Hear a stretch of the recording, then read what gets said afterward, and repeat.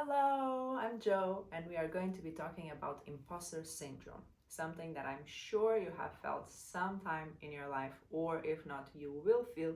And we're going to demystify it here and try to give you some help and tricks on how to really stop this from having you play small and not take chances in life. So, as I said, I am Joe. I am an inner peace and abundance coach, and I help you dealing with burnout and anxiety so that you can achieve inner peace states and can just live your best life. So, imposter syndrome is really something that I have been experiencing lately, and I wanted to talk a little bit about it because it can really take you on perfectionistic tendencies that are only going to stop you, that are only going to overwhelm you and frustrate you, and is no good. No good. So basically, imposter syndrome, what it is really when you feel like you're not capable, or that you're inferior somehow, or that you're not as confident as other people perceive you to be, and you fear that they will find out that you're not as good as you say or you portray to be. And this comes from a lot of fear. We have a lot of fear associated with exposing ourselves, with rejection, with judgment, failure. And all of this is hand in hand with perfectionism. And perfectionism is really what's going to have you be afraid. And so, in your own mind, overthinking things to an extent that you start to believe the lies that your brain is telling you. That's right. Your brain is lying to you in the sense that it is telling you that you're not as competent, you don't know what you're talking about, you don't know what you're doing, you need to work extra hard, you need to give it your all so that you overcompensate, so that people don't discover that essentially you're a loser. I know, I'm just taking it to an extreme because that's how your brain works. We go in that idea of, oh my god, my boss gave me a side eye, or my colleague just made a sarcastic comment about my work, and somehow you start to believe that you're not worthy of that job, that you're not worthy of a promotion, that you're not worthy of being a relationship with this amazing person next to you, that they are too good for you, that you don't deserve them, that the same somehow they are going to discover that you're not as good as you look, as you are perceived to be, and that's they are going to abandon you. And this is the ultimate fear, is that being discovered and being um, discovered as the fraud, being seen as what you truly are, raw. But that is the thing, you are not like that. This is lies that your brain is telling you, and in a way it's telling you to protect you because it wants you to not take risks. Because if you just stay put, you are going to just keep on going without many waves, and you just stay in your comfort zone. But your comfort zone is not expensive. It's quite the opposite, actually, because when you're in your comfort zone, you start to lose your ambition. You start to just become this little ball. I don't know why I'm saying this little ball, but that's how I am imagining it. Like this comfort zone just compressing you into just being the same forever. And if you're the same forever, there's no growth and there's no point to life. Oh my god, today I'm just very spirited, huh? And that is basically what imposter syndrome is, and how it is linked to perfectionism, and how it is linked to self-esteem as well, because when you are confident, because there's a difference of understanding that you do not know something and you improve and you're humble and you ask for help, and you understand that maybe you're not as good as something because you haven't done it enough, or because you actually don't have the knowledge, and so you look at it very objectively, and you go and you go look for the education, for the resources that you need, you ask for help and all of that. But when you're just stuck in this um, perfectionism tendencies, and no, I can do it all by myself, I need to do it alone, because if I ask for help, I'm seen as weak, I'm seen as someone that doesn't know what they're talking about.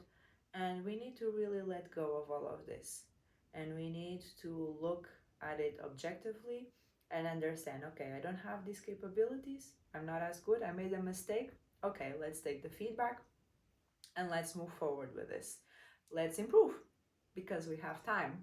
Unless, knock on wood, you get hit by a train tomorrow, you will be here to learn and to improve and grow.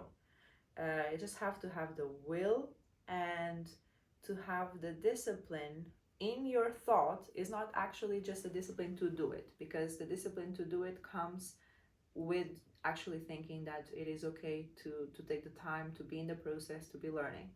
It's in your thoughts, in your mind, saying, you know what, it's okay. Be kind to yourself and say, you know what, it's okay.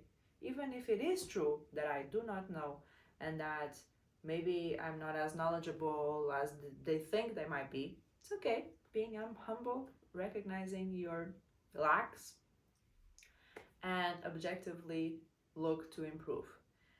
Because when we are too emotional, when we're looking at this, that emotion, it's literally stuck energy in your body, and then you cannot talk. A lot of times we have stuck energy in our throat, so you will notice that you are not able to talk. Obviously, that's stuck energy. You're not able to speak and to be argumentative, and you start to stutter, is that the word? I don't know. You start to just have difficulties with your speech, because you're not really allowing the energy to move through you, because you are feeling so much emotion. And so when you actually allow that feeling and that emotion to come out, and you um, have almost like a dialogue with yourself, you express yourself, you allow that energy to come out, and you are able to speak clearly, speak assertively. And what happens then is that you are seen as the authority, you are seen as confident, because of the way you are communicating. And another thing that people might feel with emotions is that it gets in your stomach. So you get a pain in your stomach, or you get like a contraction, or on your chest as well. And all of that is really stuck energy. So a lot of things that you can do is breathing exercises to really expand your thorax, and to just relax your brain, because when you're breathing just deeply, your brain gets more calm and understands that you're not under threat. Because that's the thing, when we are in these situations, when we are feeling imposter syndrome, our brain is in what's the flight freeze, oh my god, I'm struggling now to say, but your brain is just like, okay, this is a threat, and we need to get out of this situation, right? And so when you breathe deeply, you're just relaxing your muscles, you're just telling your brain that you're safe, that nothing is wrong is going to happen, and that everything will be okay. And so it is important to move our energy this way, and to now acknowledge intellectually that it is a lie. It is a lie. And you can even tell yourself, it's okay, brain, I know you're lying to me, so I'm going to do it anyway. I'm going to pop my shoulders back and lift my head and just straighten up my body and do the superwoman pose. Superman, I don't even know. Just do the strong pose and understand that I got it. I got it. If I was hired, they saw something in me that tells them that I can do this.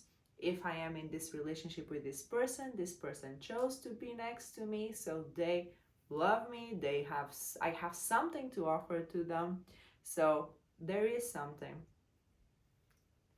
in the bottom of all of this. Okay, people are not crazy just to hire you and to be in a relationship with you, regardless of what you might think. So yes, breathe deeply, have an inner dialogue with yourself. Even if you're struggling at work, go to the bathroom, look at yourself in the mirror and say, you got this, you got this. And just pump yourself up. Be your best cheerleader. Be kind to yourself. Recognize that it is a perceived danger, it's not a real danger, and you are loved. You love yourself. If you don't, if you struggle with self-love, work on that. This is not a capability thing. You are capable of it. It's just a willingness to work on it. And those are my tips to deal with imposter syndrome. I hope you've enjoyed. Comment below what you thought of it. Share with your friend that might be experiencing imposter syndrome. And follow me on my social media, on my Instagram.